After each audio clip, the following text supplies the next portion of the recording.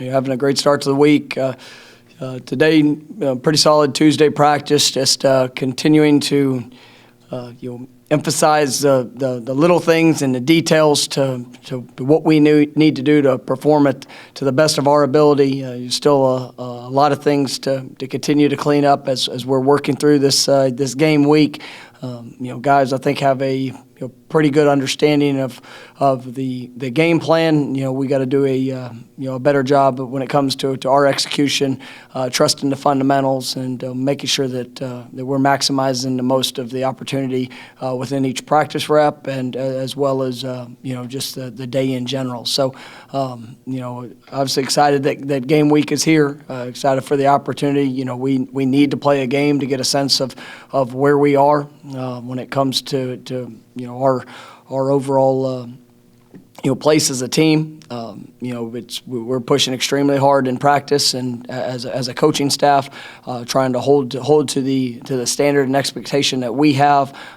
Just continuing to push for the buy-in every single rep to maximize each of those opportunities. So I thought it was some good work today, but we have to continue to get better as the course of the week unfolds.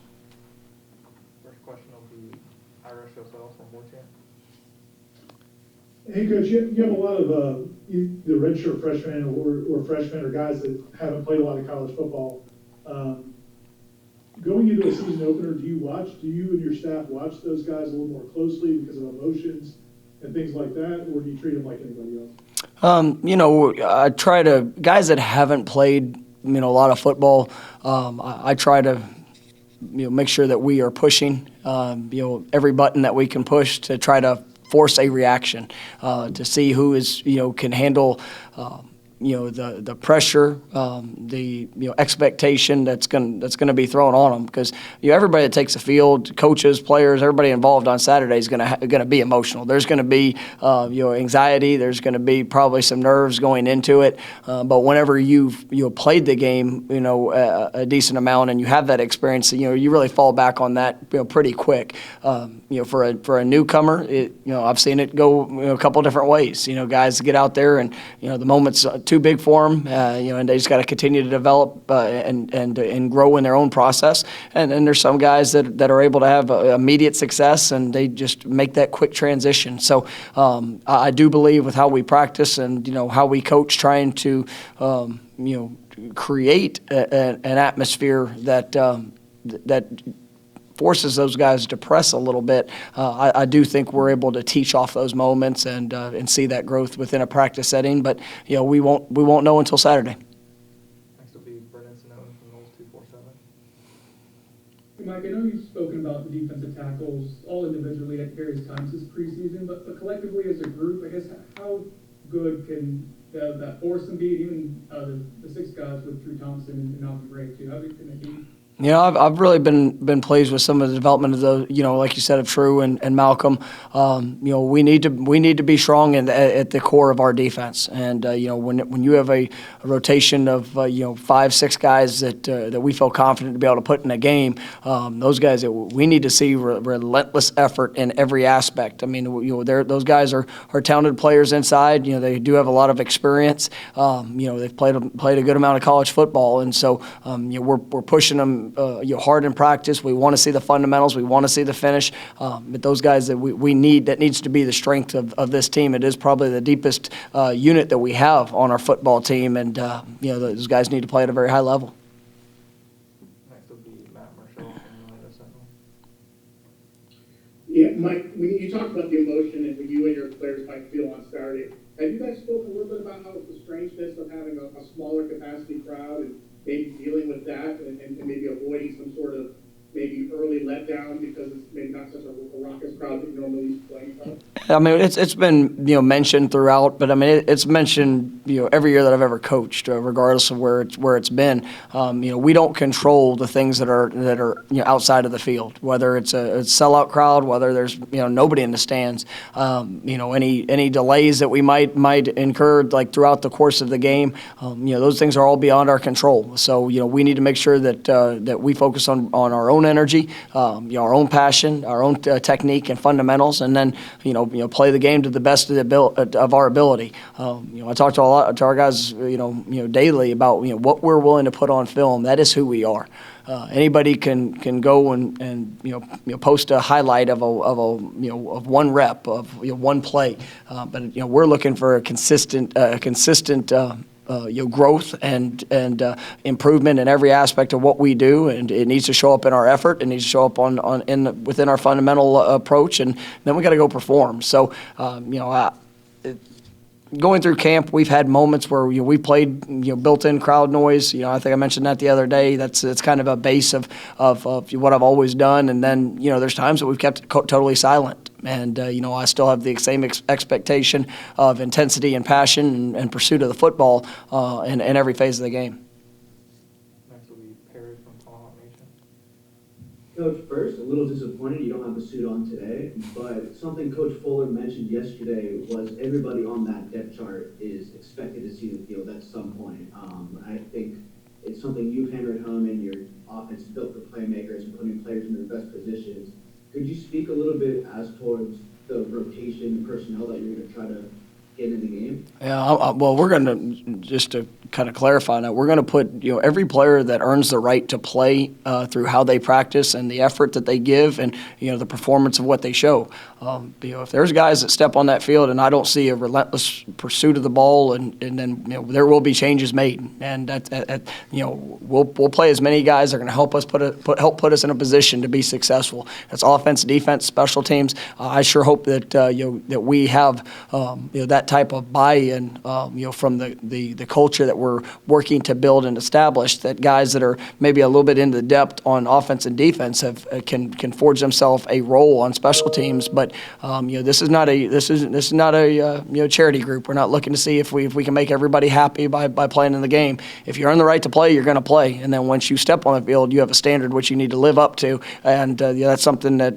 This will be our first game as a program. This will be our first game with this coaching staff and the expectation that we're pushing for. So, that's going to be something that's evaluated extremely hard throughout the course of the game, but even after the game, because that's. I hope that we're able to play a lot of people, but we've got to finish up with a great week of practice, and then guys got to be able to perform on game day.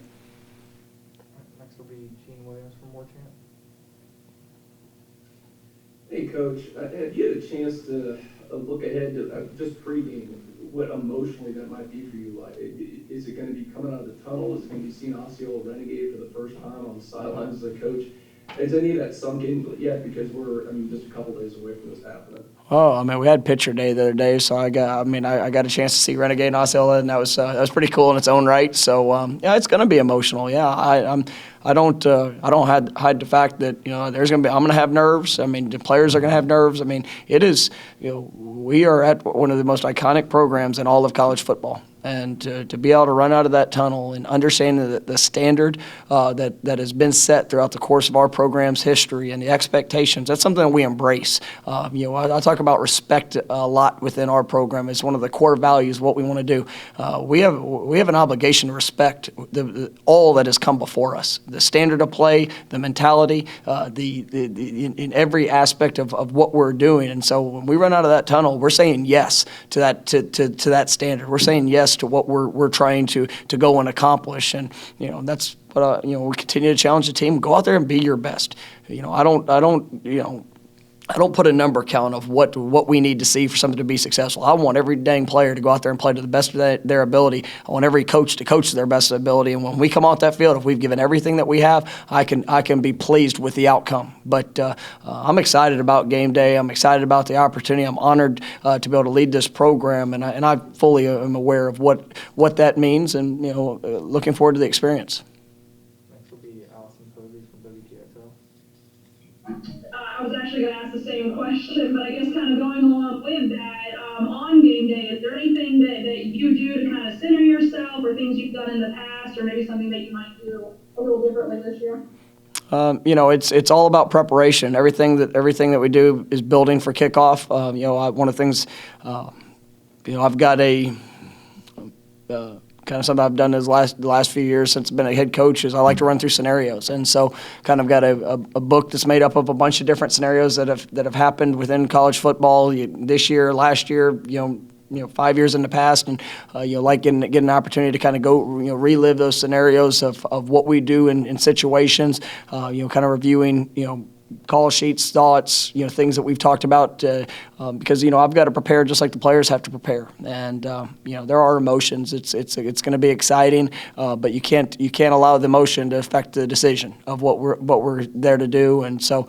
I'm kind of like them. I try to do everything. I've got a routine of what I like to do, and preparing my mind, and then it's just about being able to go and apply it throughout the course of a game. We'll go back to Ira from Warchant. How much scripting do you do offensively going into a game, and how much input does a quarterback have in terms of like what he likes in the package that week? A lot and a good amount. No, it's we script a lot of situations, and we try to have a thought of through film study, through what our guys do well. We want to make sure that we've got a kind of a sequence in our mind of what we'd like to see. I mean, there's times that I'll script.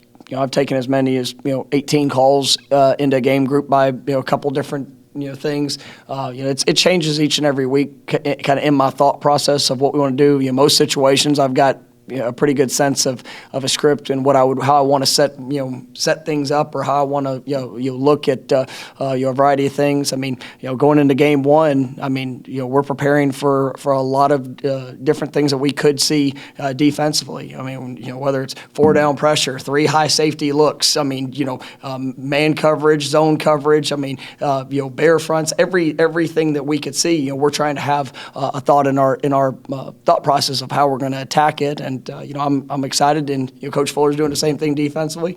Obviously, we're doing the same thing in special teams. So that's how we approach it, especially our first game, which is such a volume of what you can see. And it's for our quarterback. I think it's a great question, because it's something that is critical. I think part of a growth of a quarterback is the willingness to be able to say, Coach, I don't feel good with that. And when they have that type of ownership and can be honest, there's times that if I really like it, I'll re-explain it to them, because I think it's something that we need. But at the end of the day, if those guys don't feel confident in a play that we're going to run, then that play gets taken out, and we have plenty of other pretty good ones that should be able to work. Next we'll go to Andy Staples from The Athletic. Yeah, Mike, how much has this camp been normal, quote unquote, in terms of hitting and contact? And when you guys were trying to figure out what you wanted to do on that front, how do you balance the issues of COVID with the issues of getting people ready to play and have them ready to play safely in a contact sport? Andy, that's probably been the most challenging and most time-consuming thing that I've dealt with. Going through this camp, and even the preparation of coming up to it, because there's no book and the best way to do it. Everybody's unique in how they handle this situation. We've had some contact. Scrimmages. We've had some physical practices, but we've also limited things in times, and that are different than any camp that I've run. So we're working through the process. Obviously having the extra week, a couple of weeks beforehand, that we were able to just be in helmets or the walkthroughs. I mean, I think some of those helped, but it has definitely been a unique camp. And so I feel good about where we are, but we won't know till Saturday. We'll go back to Brennan from Knowles 247. Mike, I know even from your first press conference, you talked a lot about special teams and how important that was going to be for this program. And you did at Memphis, emphasized a lot too. Do you remember the first time it became crystallizing to you that special teams was going to be something you wanted to emphasize as much as you do as a coach? Was it as a player? Was it back when you were under Coach Graham? I think it's a little bit of all. I mean, anybody that's a fan of football understands the importance of, and really, just the swings that can happen throughout the course of a game. And special teams, I do believe, is one of the most overlooked areas in the course of a game. We talk all, it kind of goes to the L in our climb. It's the little things. It's the little things, whether it's field position, whether it's those explosive plays that sometimes get left uncharted or unnoticed when it comes to the stat book. But we know that those are all critical moments that help maybe flip the course of a game. And so I've always believed in it. I think it's something that is critical for our success. And like I said at the beginning, I think that is the true backbone of our program. Is, man, we want to be great in special teams. If we can get buy-in from both sides of the ball, from every player, helping try to tie in the impact that they make on special teams to what they do offensively and defensively. I mean, that's what I think will help put our program in the best position to achieve success. All right, last one, we'll go to Dean from Warchain. Hey, Coach, when we spoke to, Kenny the other day, he mentioned that your relationship with him in the box, him in the field, he said, quote unquote, is super unique, and that you guys are always on the same page. Can you tell us a little bit what makes that relationship so unique in the flow of the game, and kind of an example, how does it play out when you make a play call? How are you guys working together to come up with that? Well, I mean, Kenny's remarkable, and his understanding and approach to the game, knowing this offense. He's been in it as long as anybody. I mean, really, as we've evolved from years back at Arizona State to where we are today, he's played a huge role in that, and he definitely has a great eye for how to attack, whether it's defenses or help with adjustments. And we really, I guess we've been around each other enough that we really think a lot alike. And so if there's something that I see that I want to adapt or adjust to, he's usually on the same page or making the same suggestion. And so the course of the game, I mean, it's great to have somebody with that type of perspective, being able to be up in the box, and whether it's a play call, whether it's something that he sees and an adjustment that needs to be made, it's to have that type of trust is something that I don't take for granted, and you're definitely very fortunate to have here with such a great coach.